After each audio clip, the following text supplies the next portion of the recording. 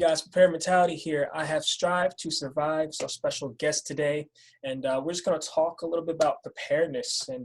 So how you doing today? I'm doing fine, sir. How are you? Pretty good. Everything's awesome. It's a big change in our climate today, and we're just trying to adjust with everything Oh that's yeah, it's crazy. I got into it pretty deep on the new podcast last night. So yeah, things got really weird really quick. yeah, yeah. So tell me, how did you get started in preparedness and survival and starting to see the changes happening?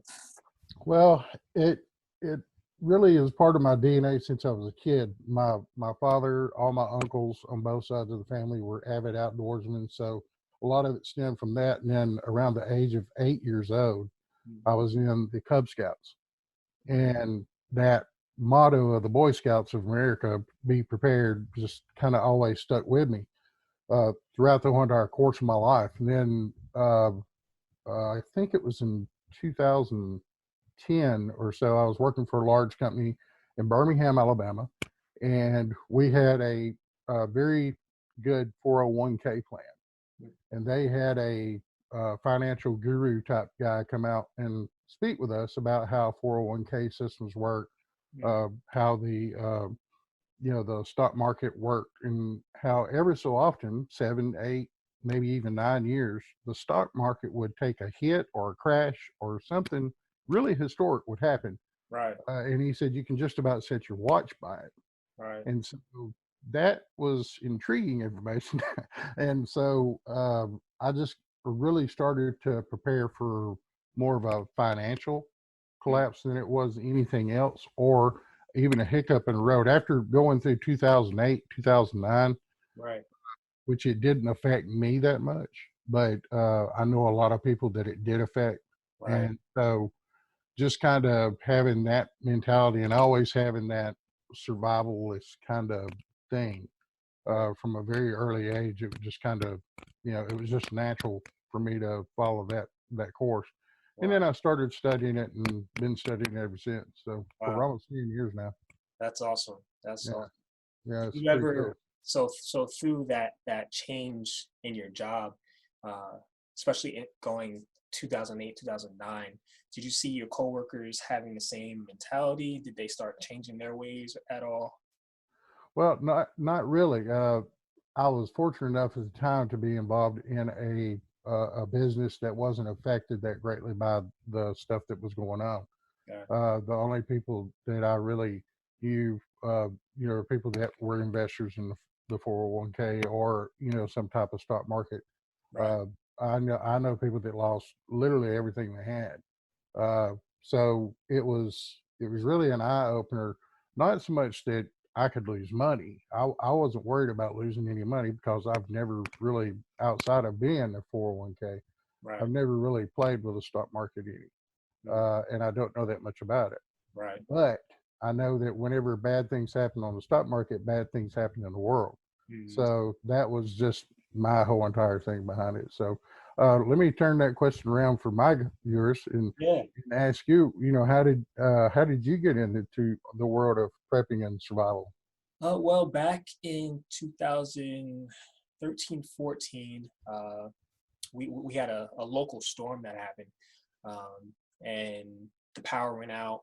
There was flooding. The power lines were down. So that got my mind, into gears of, what if something happens and we don't have electricity?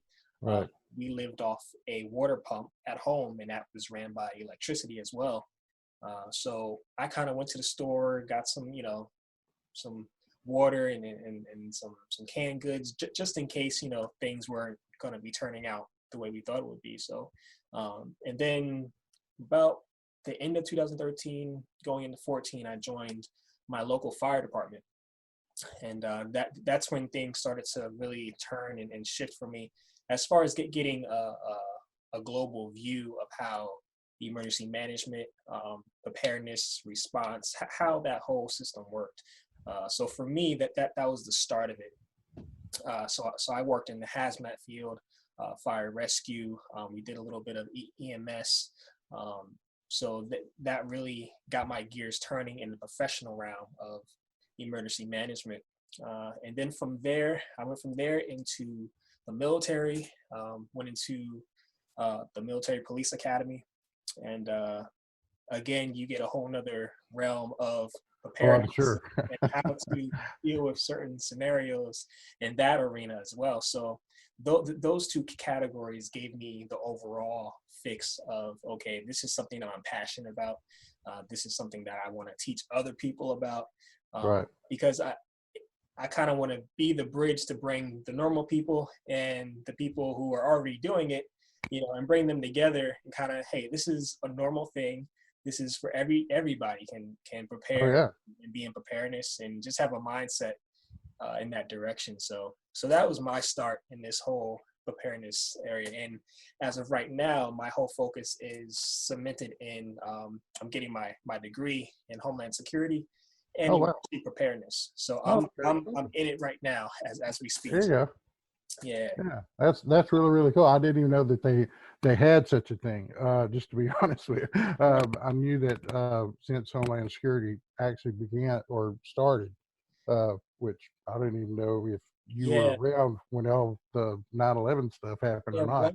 Once 9/11 happened, they started implementing degrees for Homeland Security. Oh, really? Yeah. Wow. Okay. So once that happened, then the whole course changed for emergency management and Homeland Security. Yeah, Homeland Security. I did a little bit of research after it came out. It's one of the largest chunks of the United States budget every year goes to Homeland Security. It's a big, big, Yeah. huge organization It is. or office, I guess you should say. But Good job yeah. opportunities out there for it too. Oh, yeah, yeah. I noticed they've got all kinds of stuff that they post, and I've seen people share stuff, that sounded Right. horrible. Yeah. It's but they're doing a lot of hiring right now for the coronavirus Yeah. stuff. So Yeah, that's a big thing right now, the coronavirus and Homeland Security and just yeah, fairness in general in that area. right, right, yeah, and it's really kind of views, subs, uh, literally everything on YouTube on my side has just went. Yeah. It just went through the roof, especially the first, the middle of March toward the end of last month in April. It really just exploded on my channel, and so we had tremendous amount of growth in a very short period of time. And then things have started to slow down a little bit now. I think things are starting to return to normal. People are going back to work, that type of thing, which thank God. I mean, if this is a type of event that's got to happen to get people to become prepared, well, I mean, I don't want that to happen. I would like for people to pursue that because they really truly want to be prepared for Yeah. whatever may happen. Yeah. And I've never prepared for one scenario like Hmm. you see the TV show Doomsday Prepper, where the guy's like, oh, preparing for a series of tornadoes that's coming out of, it's just like, man, you just Yeah. need to prepare for everything. Right. And that's the thing too. I think this gives a great opportunity for an average person to kind of see where they are in their preparedness. And Right. even if they don't call it preparedness, that they prepare for an emergency. An emergency can happen at any time.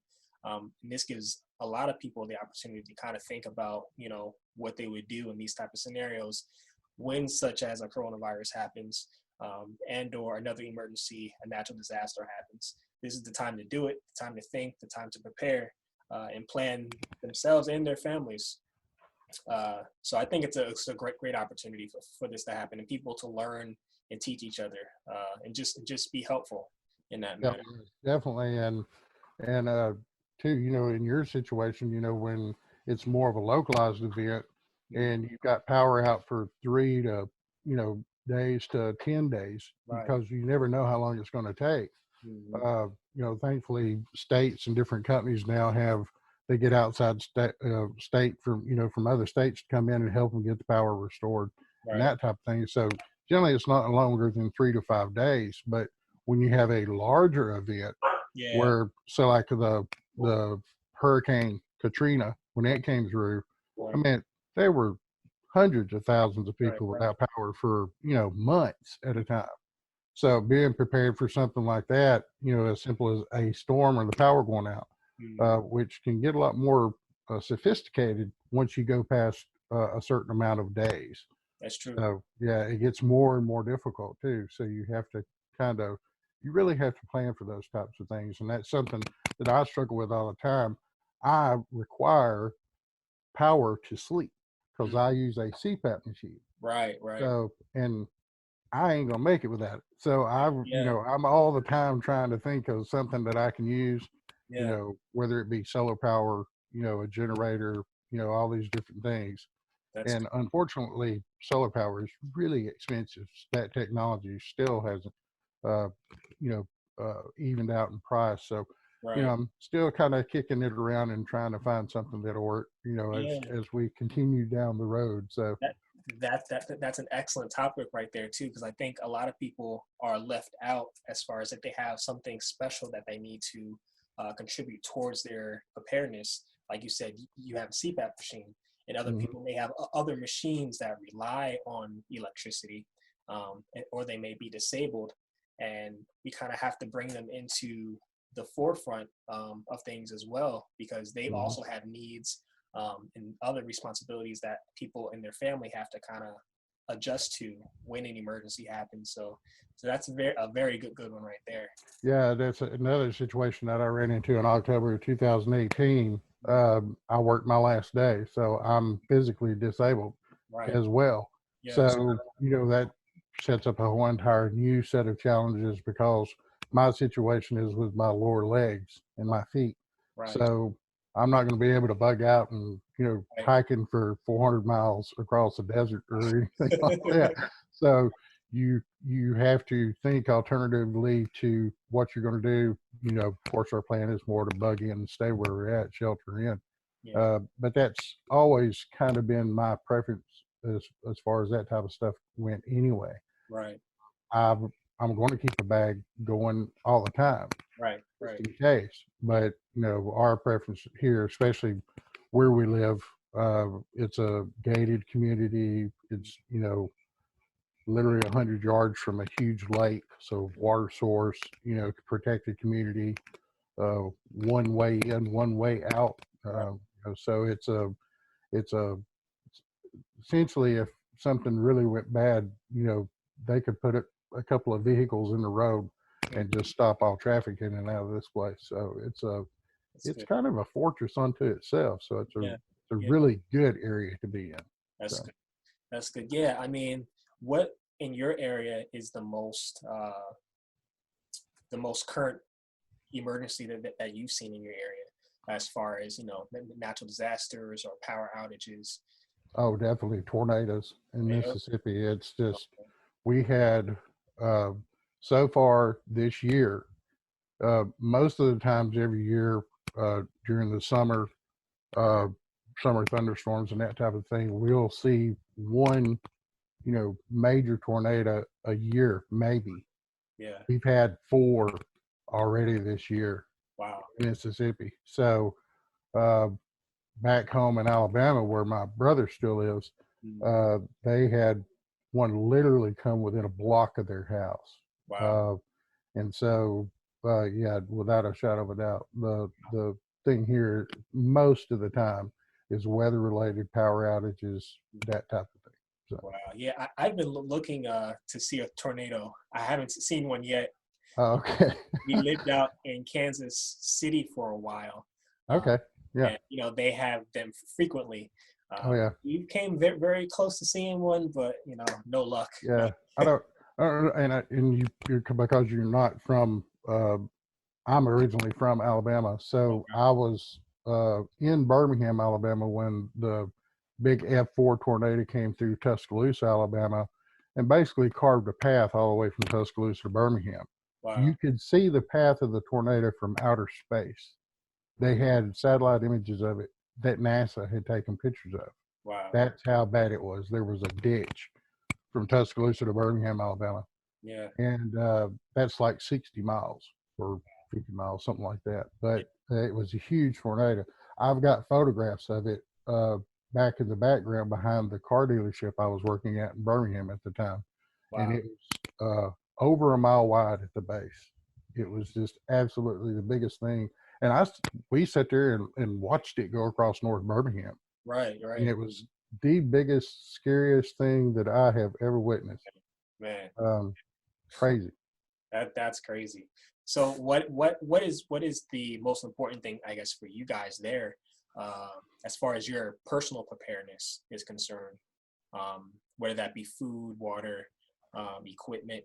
What do you think is your top, you know? Well, for like I said, it's in the circumstances, and then how long we're going to be without. Is For me, it's always power because of the CPAP machine, but there are other people here to consider as well, my wife and my mother-in-law. So, and our dog. So, Yeah. you have to really consider all those things, even your pets. Hmm. You want to take care of them as well. So, but for us, power is a big one for me personally. And then the rest of it's really food and water, because that, like I said, most of those events are going to last 3 to 5 days. Right. And it's, we have, tons of neighbors in the area that would be willing to help us if, a situation like that, if I needed to borrow a generator or Right. anything like that. I thought about putting like a DC converter in my truck, Mhm. so that if nothing else, I could go get in the truck and crank it up and get 3 or 4 hours sleep here and there, just to kind of get through that 3 to 5 day period. So Yeah. we're going to probably wind up doing something like that, because it's a lot less expensive to do something like that as it is to hook up a solar array, so that Yeah. you can do that type of thing. But that's always been my mentality, is prepare for the thing that's most probably going to happen, and Mhm. then prioritize. What the most important thing is, who is the most important, or who is the person that's going to need the most care, and Right. kind of base your preps around that person first. That's a good And one. once you have that figured out, probably everybody else is just going to fall into place. So Right. um, yeah. Yeah. I think you hit another good one, is the community helping each other. I think what I've seen in most disasters, most people want to help each other. Most communities, Hmm. neighbors want to help and barter, Sure. help in different places that need to be dealt with. Um, so I think when it comes to the prepper community, I think there's this lone wolf mentality that people Oh yeah. kind of fantasize about, but don't really bring into account. Right. I The used to have the whole Yeah. lone wolf thing. I did. When I first started this thing, it was like, how am I going to survive? And how am I going to make it? And what Right. am I going to do? And how am I going to get? I mean, I downloaded maps of railroad, Mhm. so I could take alternative routes on railroad tracks. I Yeah. mean, I really thought outside the box, and I had all these major plans, because I was living in Birmingham, Alabama, a very, very not good section of town. Mhm. So I knew if things went bad, Right. it was going to probably be bad really, really quickly there. Right. Looting and all this other stuff, Yeah. and I foresaw this, really horrible event going on inside my brain. And so, yeah, I definitely had the whole lone wolf thing when I first started out. But Yeah. as you get a little older, Mhm. and yeah, and you get married, and you Right. have a family, Right. uh, like I said, your priorities change, and you have to. I've had to change my plans so many times now because of moving, getting married, life changes, all that stuff. So that's another thing that's really important too, is people need to, uh, and I think you actually mentioned in one of your other videos, is talking about taking a look at the things that you have, Right. and refreshing those things from time to time. You need to Yeah. upgrade or You have to update. have a monthly emergency plan that you go over every month. Yeah. Right, right. And that's, I mean, that's so good, especially to be able to stick to something like that. Like I said, as you get older, of course, me being on YouTube and making videos, it's kind of easy for me, because Right. I'm constantly grabbing something out of my bag or moving something or whatever.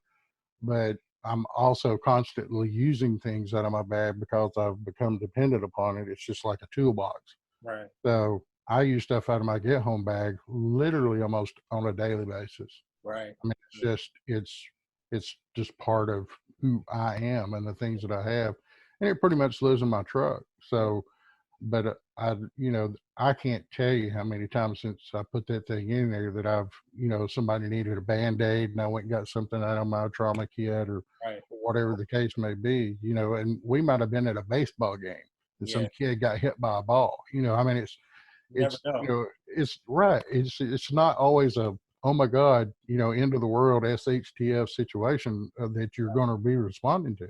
As a Mhm. matter of fact, most times it's not. So Exactly. yeah. Yeah, I like I always say get home bag because Oh yeah. my mentality is if I'm leaving my house and my castle, it's gotta be Mm, really, really bad for me to do so. yeah. Um, Well, I like the that for me would be what they call an inch bag. I'm never coming home bag right. because, like you said, if I'm having to grab some, excuse me, if I'm having to grab something and leave here, Mhm. it's It's really bad. tremendous. It's horrible, apocalyptic. You Right. know. So yeah, it's things are going really, really south. And I think it's important for people too. I got my bag right here actually. Got my handy dandy bag wherever I There go. you go. It's important for people to do an inventory of their get home bag, their bug out bag, whatever they want to call it, because scenarios change every single day with weather, with what type of food you're putting in there, if you're gone for a whole day, or if you're spending the night somewhere. So scenarios change all the time. So Oh yeah. it's important for people to check their bags, check what they have in their storage, check what they have in their cabinets, expiration dates, things like that. I think those things are things that people can pick up on easily as they start to prepare. Right, and with your background and the degree that you're seeking out, of course, they teach you these things, I'm sure. Right. And then from the things that you've seen as a firefighter and military police, the things that you've had to respond to, and you can learn a tremendous amount, and will probably continue to learn even more throughout the course of your career Mm-hmm. of things that happen to others, unfortunately. Mm-hmm. Uh, will make you even more steeped in your knowledge, and you probably at this point of your life, I'm 53 years old, just turned 53, what was it, 6 days ago.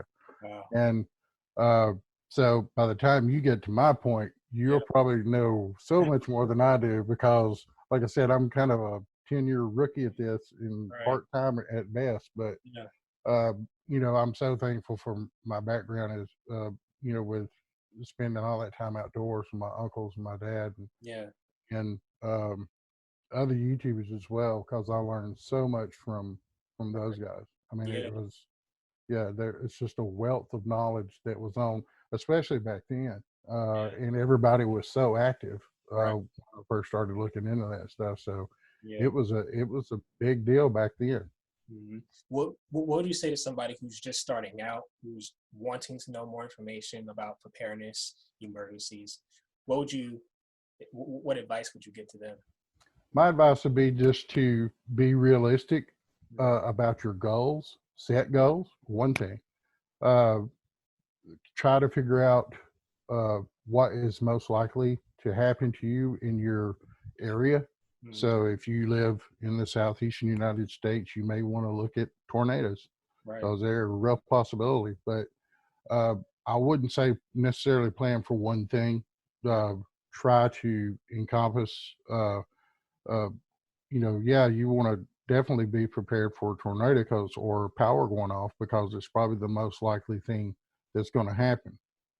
You'll find that if you prepare for that, uh, a lot of things will fall into place. But just to take your time, build your kit or your preps and or both Right. slowly over a period of time. When you go to the grocery store and instead of buying 2 cans of soup, buy 4 cans of soup, Mm-hmm. or or just buy three, whatever you can afford. Right. Baby steps, take it easy, think about what you're doing.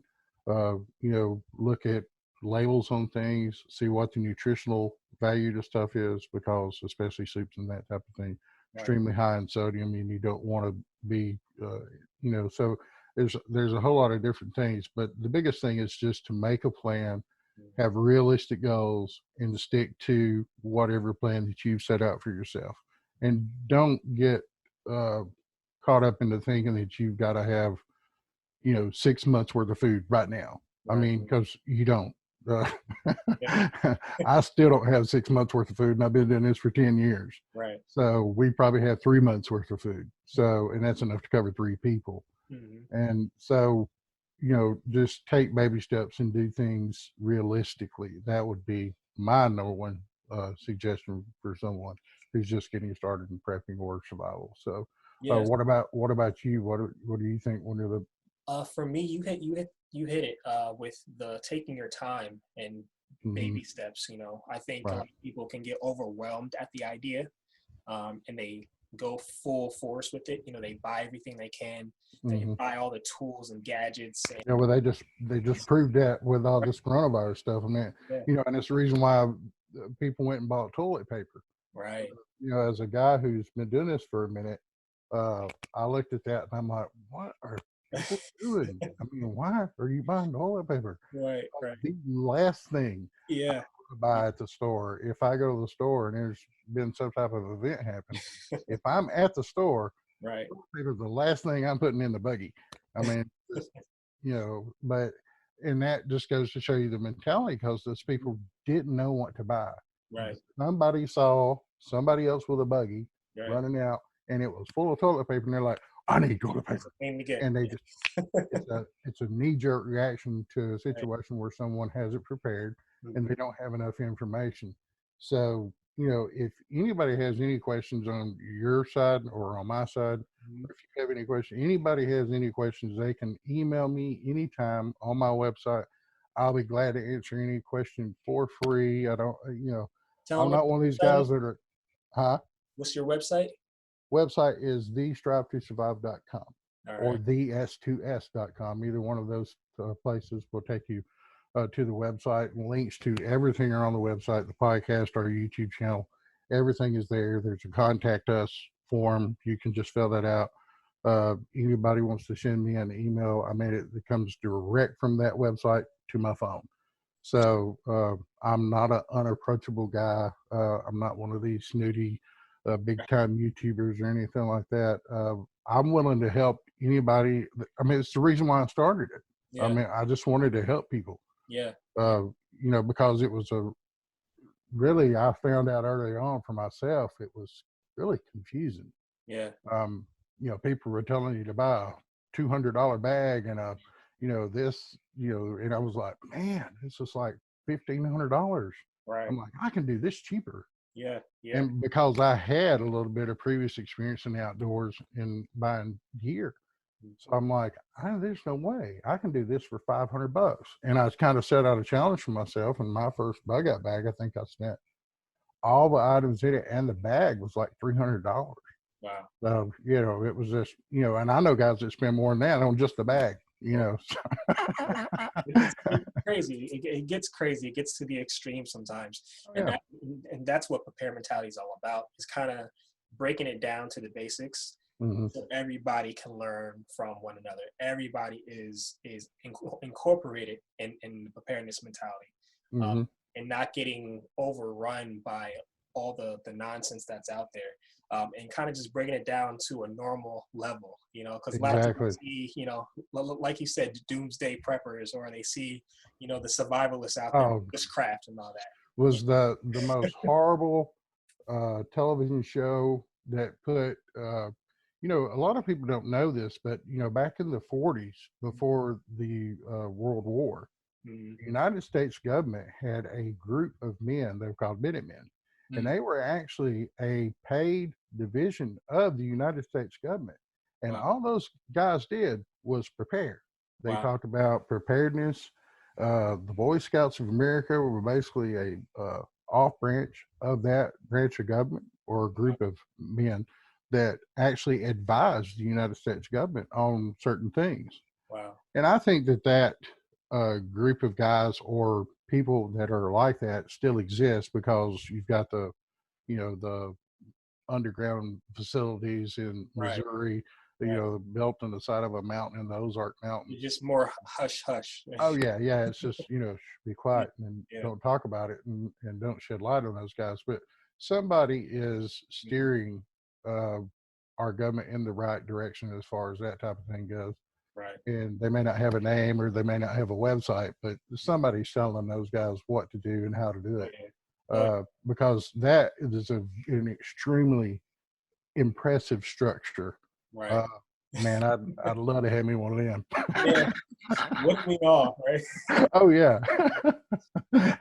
But yeah, I mean, going back to what people should do when they're just starting. What advice do you have for people and their family members that have people with disabilities?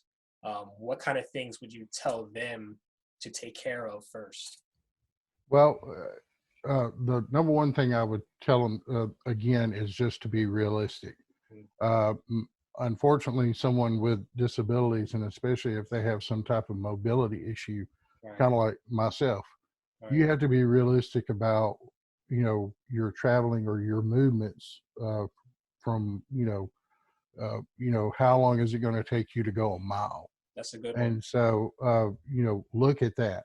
If your vehicle is broken or been an EMP strike, which will take out all electrical stuff, so that's going to rule out every vehicle that's currently being made in the United States and has been made since 1973. Right. So, if you don't know this, my past is I was an auto guy for Okay. 35 years. Wow. So, Wow. yeah, unless you got a 1972 model Chevy sitting in the driveway, Right.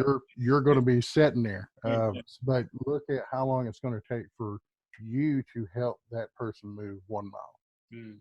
And if the answer to that question is, more than, an hour, Mm. uh, they don't need to be moved. Right. You need to, you have to be able to cover, about I think the average suggestion is like 3 miles an hour on even ground. Wow. So, being able to get some distance, Right. you got to think there's 24 hours in a day. You're really only going to be able to move for 8 of those hours that you've Right. got daylight. And Right. then part of that time, you're going to have to be setting up your shelter uh, and all that other stuff too. So it really gets restricted. Mhm. So at best, you're looking at covering maybe 20, 25 miles a day. Okay. And that's if you're healthy. Right. So if you've got someone with you who can't move that well, then that's going to be restricted to whatever their capabilities are. So just be realistic. If you do have someone who's disabled, uh, if you can, in any shape, form, or fashion, try to set your plan around bugging in or sheltering in place, and build your preps and your plan around that, and try to reinforce that. Reach out to your neighbors, uh, make friends. If you're not a real social person, which a lot of preppers tend not to be, like you said, the lone wolf mentality, but Mhm. try to reach out to people who are around you in your community and befriend them, because they can go a long way in a bad situation, especially if you can't really move. Right. Absolutely. So, That's yeah. good. Yeah, I mean, those are all good keys that people should, definitely take note of, Hmm. and definitely just assess where they are. So, Any suggestions that you would give to, as far as that question goes, as far as what suggestions would you give to someone who's uh, in uh, that situation? definitely have all your emergency um, IDs and contacts ready Okay, for that yeah, that's a person, good one. especially their medical history, any medication that they may need, anything that you think that they would need in a long term scenario. Definitely have those items on hand, and then go, the rest of the way with everything else. But like you said, Yeah, you hit a I've lot. actually heard the medical records and a copy of your driver's license, insurance, any important documentation where on car ownership or home ownership, any Right. of those things, putting on a small USB drive, Yeah. thumb drive, and keep it in your bag. Yeah. And I actually got that from one of your last videos. I don't think it's was like 2 or 3 back. I can't remember Okay. now Yeah. because I watch all your stuff. Oh, So, thanks. oh, you're welcome. Yeah. I'm the person liking all the videos, but uh, yeah, the and I had actually heard that before, You're right. but it's something that you forget when you get a laundry list like I had when I first started out. I Yeah. had taken a pencil and just sat and written down each item that I thought I would need, Mm, you know, and so because my whole entire thing was to get out from where I was. right. I didn't want to be where I was. So I just get away from it as far as possible. Right. So I didn't have a shelter in place plan. It was bug out, bug out, bug out, get Yeah. on the road. If my car broke down, I had plan B, get on the road, Right. move, move, move. So that was my whole plan back then. And I was a lot healthier 10 years ago too. So, Yeah. uh, Hey. but yeah, definitely having a copy of all those things will make your life much easier. And even a copy of your birth certificate, if you're able to get a hold of that, Yeah. because that will basically prove everything. If Definitely. you've got that document with you, it's going to be worth its weight in gold in a situation that's really, really bad. Yeah, because it can definitely be a headache and time and cost. So all those things can play into not having your information, not having your contacts, especially when you try to move in and out of places that are locked down, places that they're letting certain people into. Um, so Yeah, show me your papers type right, of thing. Yeah, if you don't have any papers to show them, right, how do they know you're who you say you are? If exactly, if you had a house fire, in a middle of an event like that, and your wallet was on the nightstand and it got burned, how do you prove that right, you're, Greg or Tom or Bob? I mean, they don't know you from Adam's house cat. So if you don't have a backup, that's a really, really good point. I think that's probably one of the best steps that I've heard, and yeah, to have that documentation, a digital backup yeah, for digital backup. identification is going to be really, really important. Yeah, and to also keep those items in a safe place in their Oh yeah, house, and where it exactly is, right. because you And have maybe people. possibly, yeah, maybe possibly have another copy of it somewhere Yeah, too, because I know that's people who off have, location. Yeah. yeah, I know people who have documents spread out all over the place, and their Mhm. paperwork is all over the place. So you just need a designated area where you can grab and go. You know Mhm. exactly where it is in a safe spot. So that's just a tip, for people out Right, there. right. And I think with the implementation of technology too, a lot of people don't understand. You can put a tremendous amount of information on Google Drive Yeah, or in the Apple iCloud or any of those things. They can store a lot of information. yeah, But the biggest thing in that type of event is whether you're going to have access to online capabilities if right, something truly bad is to happen.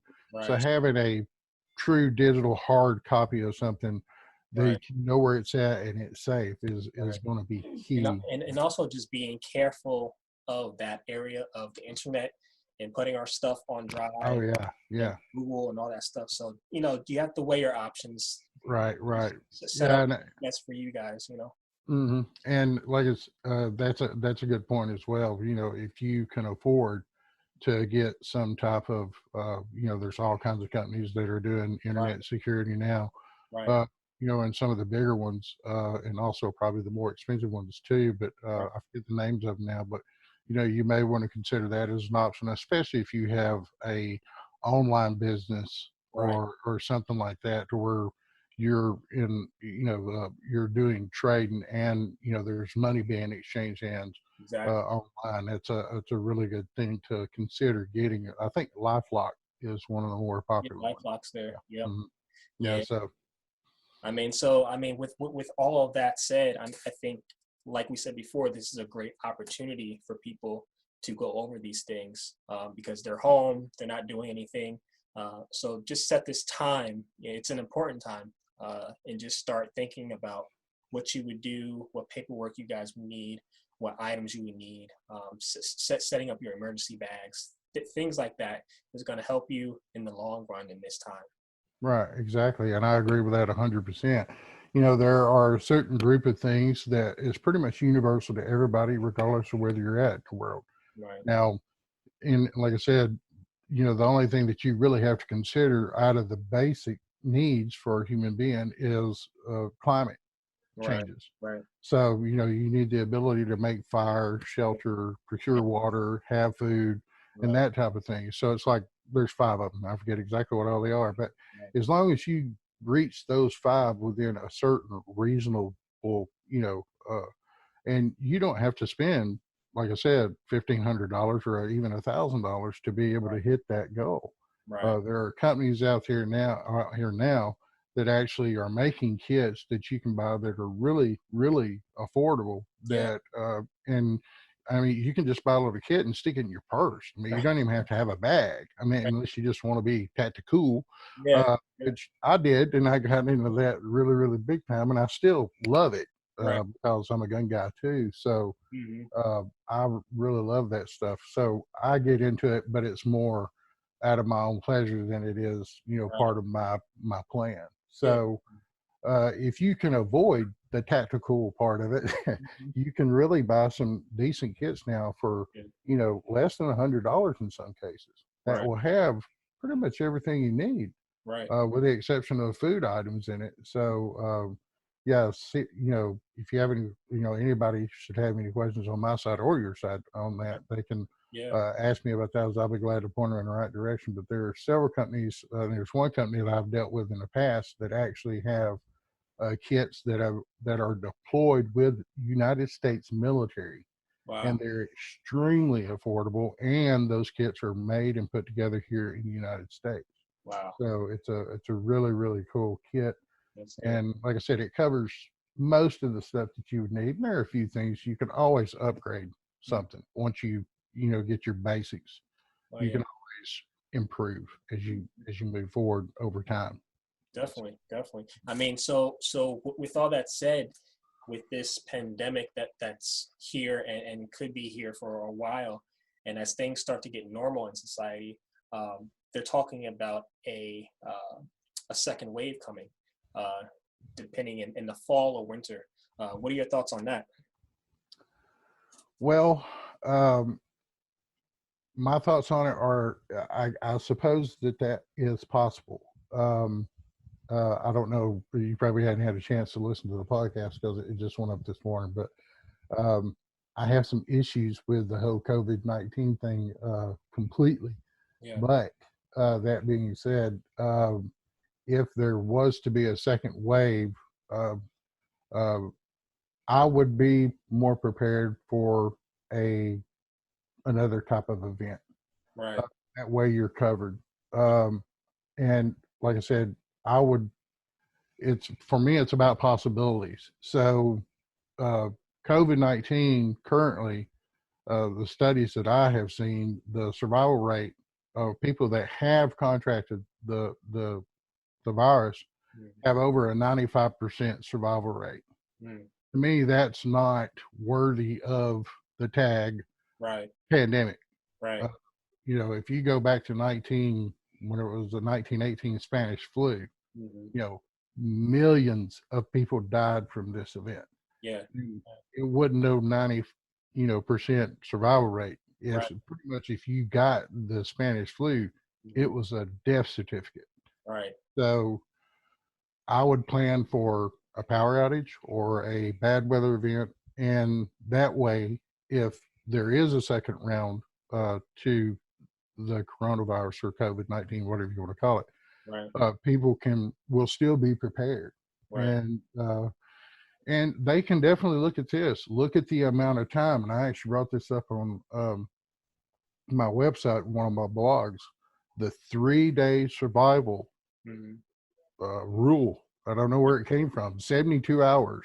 Yeah. Where is this magical, mystical number? Where did it come from? Right. This event has been going on since, for us here, we went into the first round or the first section of lockdown, is what they refer to it now, Mm. in the middle of March. Wow. I Yeah. mean, Yeah. we're at the end of May. Yeah.